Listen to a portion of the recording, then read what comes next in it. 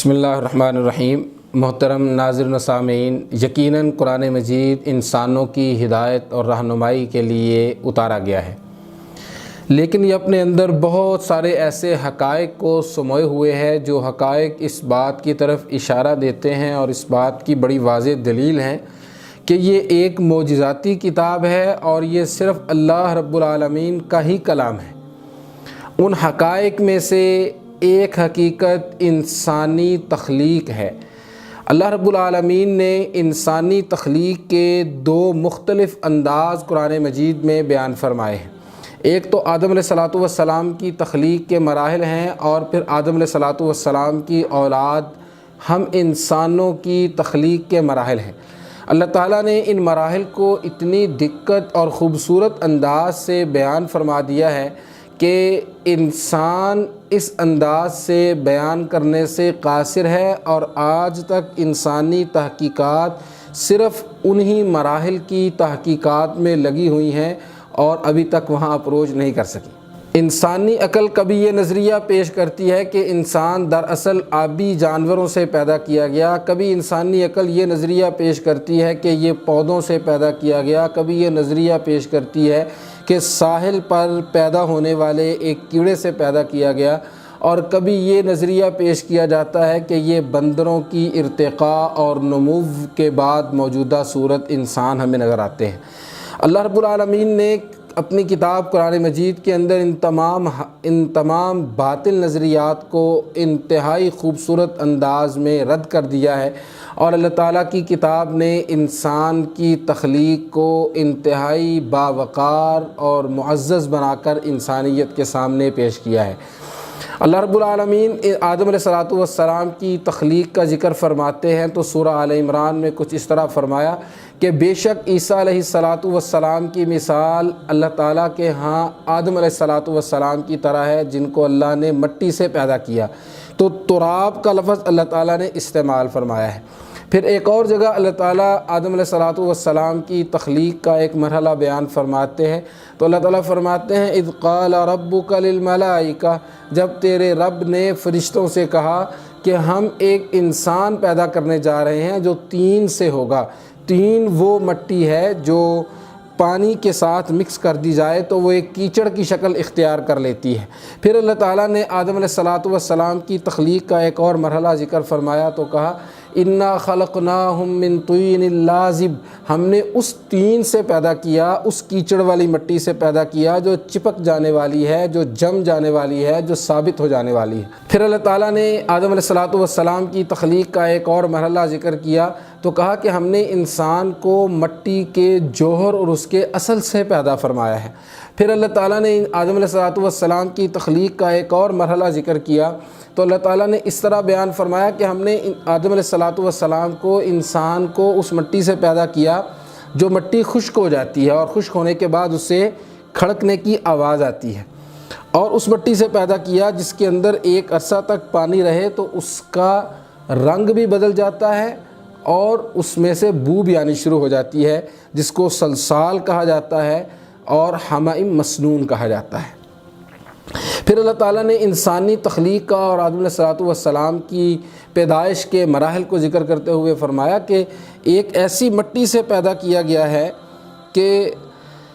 جو اتنی خشک ہے، اس ٹھیکری کی طرح، جس ٹھیکری کو پکایا جاتا ہے۔ جب مٹی کو پکایا جاتا ہے تو اس کو پھر عربی زبان میں خشک ہو جانے کے بعد فخار کہتے ہیں۔ اللہ تعالیٰ نے اس فخار کا ذکر قرآن مجید میں فرمایا۔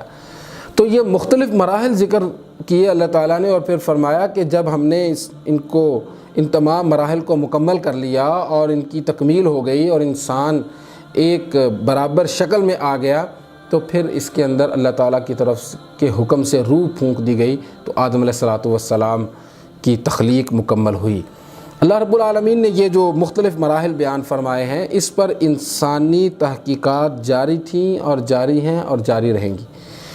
مختلف تحقیقات کے نتیجے میں ایک بات تو یہ سمجھ آئی کہ اللہ تعالیٰ نے یہ جو مٹی کے مختلف انداز اور مختلف شکلیں بیان کی ہیں، اس کا مطلب یہ ہے کہ انسان اسی زمین کا باشندہ ہے اور اسی زمین سے پیدا کیا گیا ہے، اور اس زمین کے مختلف عناصر انسانی جسم کا حصہ ہیں،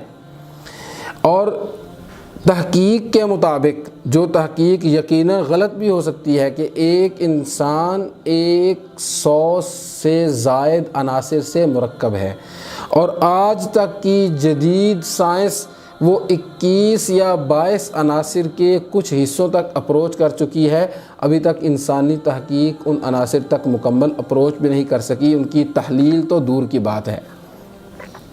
اور تحقیق کرنے والوں کے سامنے یہ بات بھی آئی ہے کہ ان مراحل کے اندر دراصل انسان کے ڈی این اے اور آر این اے کی طرف اشارہ کیا گیا ہے، جو ہر ایک انسان کا دوسرے انسان سے مختلف ہوتا ہے۔ اور تحقیق کے اندر یہ بات بھی سامنے آئی ہے کہ یہ جو اللہ تعالیٰ نے انسان کو مٹی سے پیدا کیا اور زمین کی مختلف شکلوں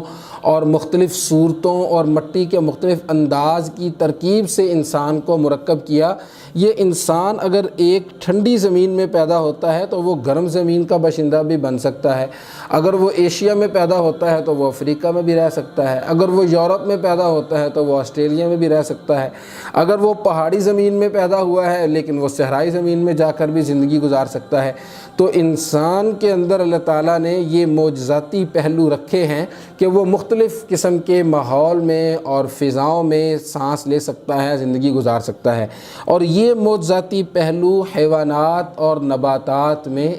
نہیں ہیں۔ یہ ساری چیزیں تحقیقات جن کی طرف کچھ اشارہ کیا ہے، اور بہت ساری چیزیں ایسی ہیں جو کتابوں میں، ریسرچ پیپرز میں موجود ہیں اور جو تحقیقات جاری ہیں، یہ سب کے سب اللہ رب العالمین کی طرف سے قرآن مجید میں بیان کیے ہوئے آدم علیہ السلام کی تخلیق کے مراحل کے نتیجے میں سامنے آئی ہیں اور قیامت تک آتی رہیں گی۔ اور جتنے بھی نظریات انسان کی تخلیق یا انسان کی ارتقاء اور نمو کے حوالے سے قرآن مجید سے ہٹ کر بیان کیے گئے ہیں، ان سب کے بارے میں اللہ تعالیٰ کی کتاب تو ان کا رد کرتی ہی کرتی ہے۔ بے شمار امریکن اور یورپین ریسرچ پیپرز میں پروفیسرز اور ریسرچ اسکالرز خود اس بات کا رد کر رہے ہیں اور انکار کر رہے ہیں کہ اللہ رب العالمین کی کتاب قرآن مجید کے اندر پیش کیا جانے والا انسانی تخلیق اور نمو اور ارتقاء کا نظریہ اور فکر وہی حق پر ہے، باقی سب باطل پر ہیں۔ کیونکہ یہ کتاب حق ہے،